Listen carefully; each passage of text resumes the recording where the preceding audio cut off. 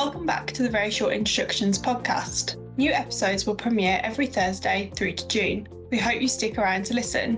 From public health to Buddhist ethics, soft matter to classics, and art history to globalisation, we'll showcase a concise and original introduction to a wide range of subjects, for wherever your curiosity may take you. So here is today's very short introduction. I'm Ian Goldin, the Professor of Globalisation and Development at Oxford University. And previously, I was Vice President and Head of Policy for the World Bank Group, and before that, advisor to President Nelson Mandela and Chief Executive of the Development Bank of Southern Africa. I was also Principal Economist at the European Bank for Reconstruction and Development before that.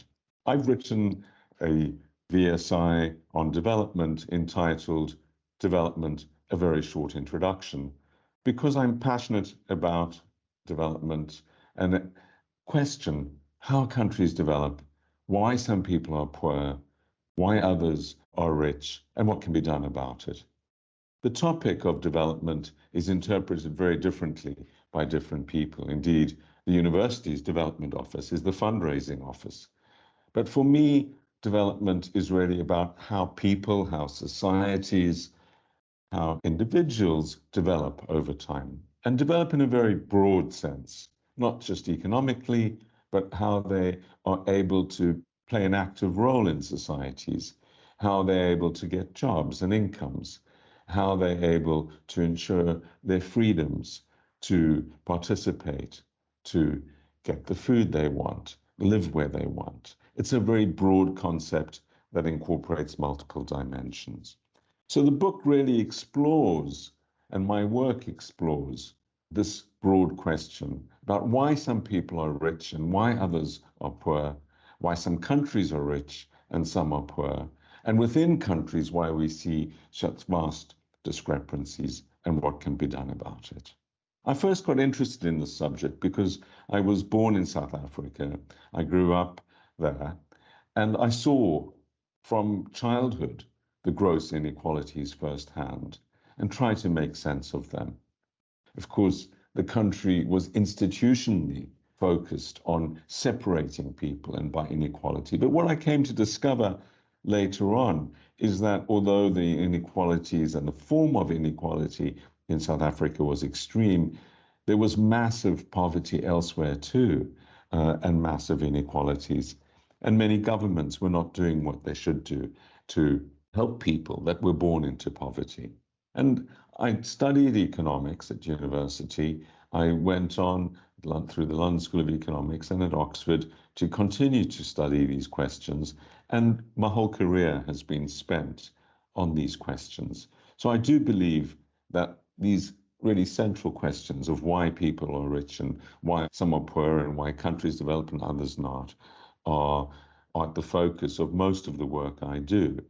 And indeed, it's the title of my job, Globalization and Development at Oxford. And these two things are very integrated. There are many dimensions to development that I think will be of interest to those that get down into it. It used to be a subject that was mainly studied by economists, but one of the wonderful things that's happened over the past 75 years, and particularly over the past 20, is that it's been unpacked. And people recognize that it's not simply economics that defines growth, and indeed growth shouldn't be about economics and development shouldn't be only about economics. It's not simply about how much money people have, whether they have a job. It's much broader. And so we've seen it become a very interdisciplinary topic with people from sociology, psychology, history, geography, anthropology, medicine, and many other disciplines engaging in development. 100 years ago, Argentina was among the 7 wealthiest nations in the world, but now is about 50th in the rankings of countries economically around the world. In 1950, Ghana was richer than South Korea. Now South Korea is 11 times wealthier than Ghana. And around the world, we have this massive inequality. We have over 20 failed states. close to 800 million people living in extreme poverty, over 2 billion people living in dire poverty, unable to afford the food they need, housing, and other basic necessities. And yet, London buses, 40 people, are wealthier than half the world's population. Just a dozen people are richer than the whole of sub-Saharan Africa, have more wealth.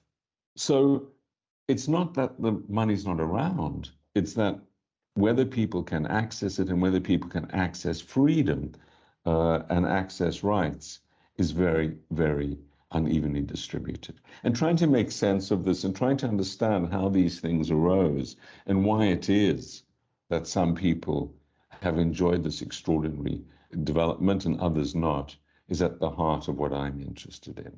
Of course, within societies themselves, you get enormous disparities. You get many billionaires in Africa while others are dying of poverty. And the same is true in many countries. We've seen widening inequality. And increasingly, this is defined by place. In the early 1990s, when the tidal wave of globalization that we've experienced since then started with the fall of the Berlin Wall, the opening of China, the integration of Europe, the development of the World Wide Web, and many other fundamental changes, there was a feeling that somehow there would be a death of distance, as the author Francis Cairncross wrote, or what Tom Friedman, the New York Times journalist, called a world which would be flat. That was the title of his book. In fact, we've seen the opposite. We've seen this rapid growth in integration leading to a more spiky or uneven world, where place, where you are and where you're born, matters more than ever. And it's that which I fear increasingly we need to focus on to overcome the massive hardships that we face. But the one aspect of globalization that has not integrated is migration.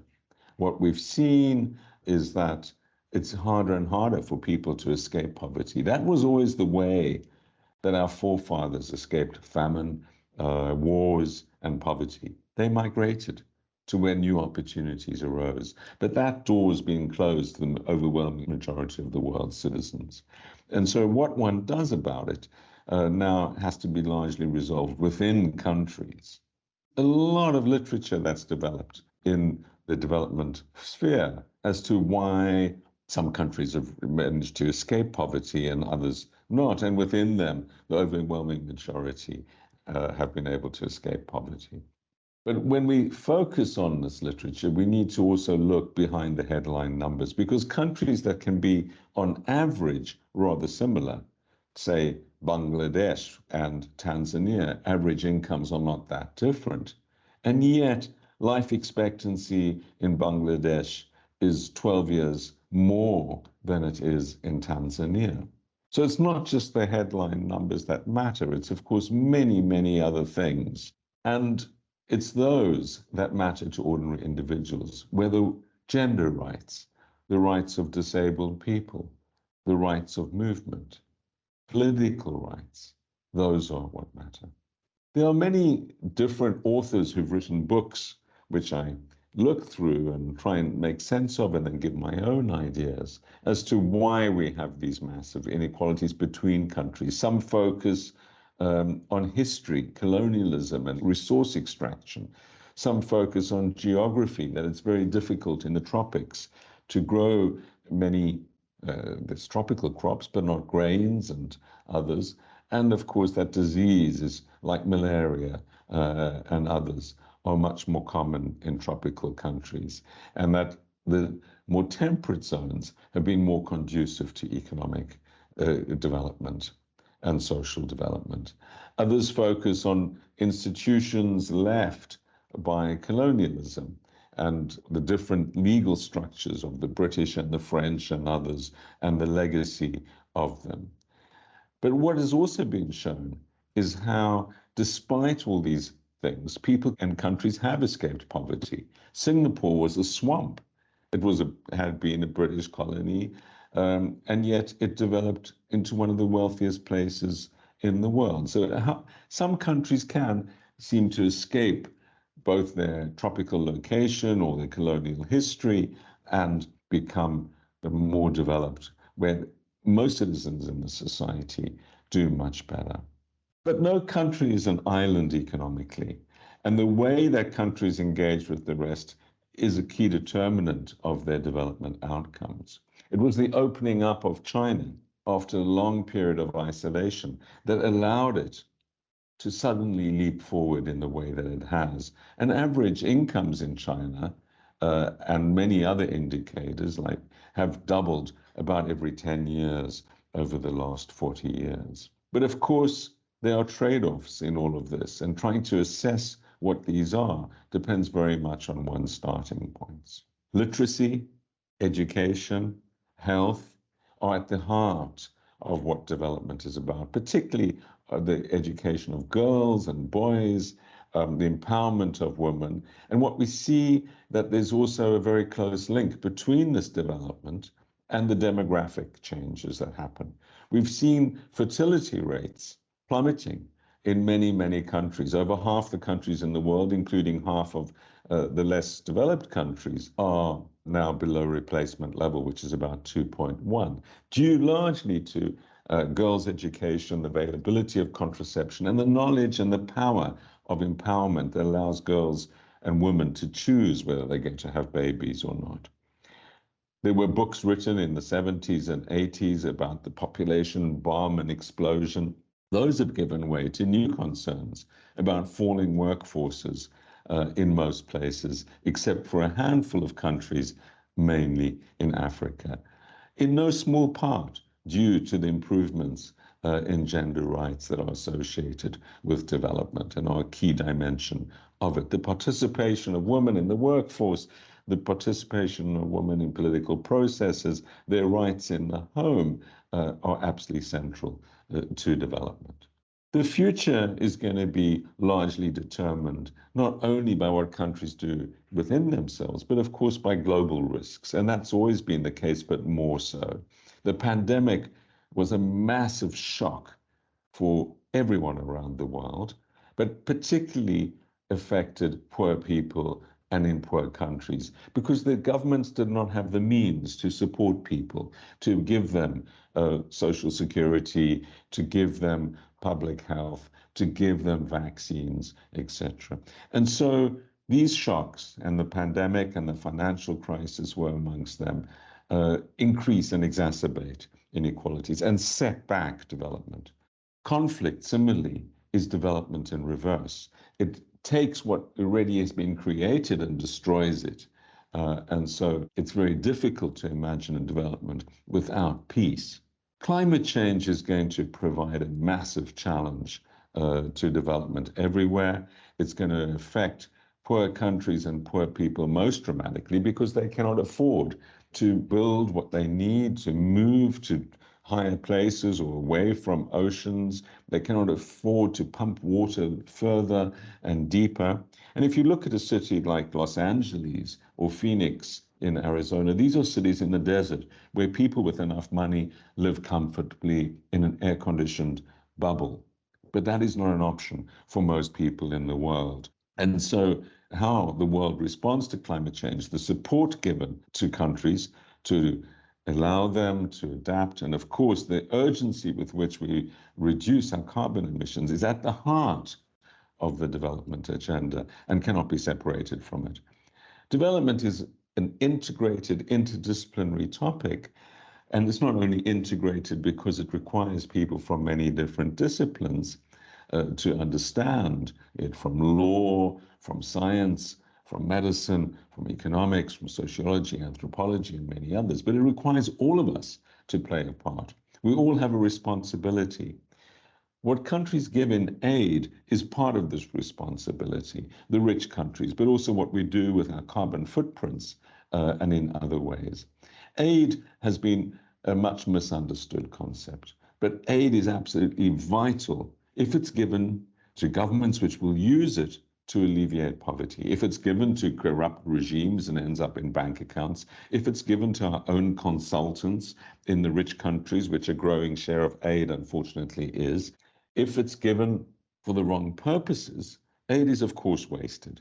But if aid is given to help people, with governments that want to help people and to communities that want to help their people and to address global public goods, like stopping the next pandemic, like slowing climate change and allowing countries to meet the challenges, like for improvements in agricultural productivity, like for addressing HIV/AIDS, for empowering women, and in many other ways, then aid is extremely effective. And it's an absolute scandal at a time when rich countries have never been richer and there's never been a more desperate need, that aid has in fact declined as a share of GDP in many, many countries. As a share of our wealth, we give less now than we did in the past. And I believe that is not right.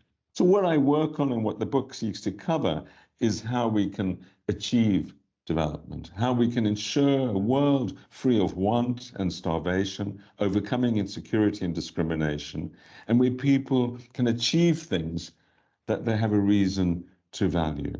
But with freedom comes responsibility, and we have a responsibility to each other. We have responsibility not only to ensure that we are able to address these issues, but that people everywhere also do. And if development is to be realized for all people now and in the future, it is vital too that we as individuals understand it better. And that's what this book aims to help us all achieve. I hope this has sparked your interest in the topic of development and that you'll follow up by reading more and engaging personally. Thank you. Thank you for listening to the Very Short Introductions podcast. You can subscribe to our podcast on your favourite app, such as Apple or Spotify, to receive all of our episodes directly in your feed. All of our episodes, new and old, can also be found on SoundCloud and YouTube at Oxford Academic.